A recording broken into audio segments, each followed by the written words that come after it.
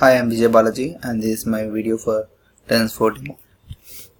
And this is my app and these are all the books. When I click on a particular book, it opens. So whatever book, it shows the URL, Java title, author, price in dollars, and also the description.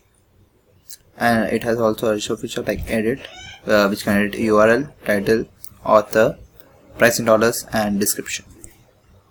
So if I want to edit something, so like this one,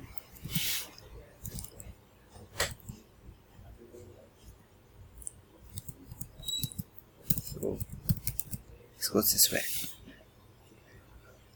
So when I save it, it's saved here too. So another one is a floating button, which is add.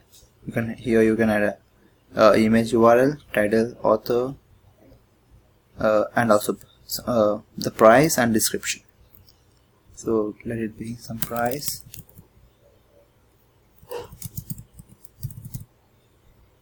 some author, and title. Let's save it. Okay, sample one.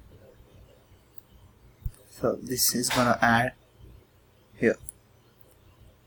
So here it is, the UCO, this one, and you can even edit after this one. So that's it for the video. Thank you.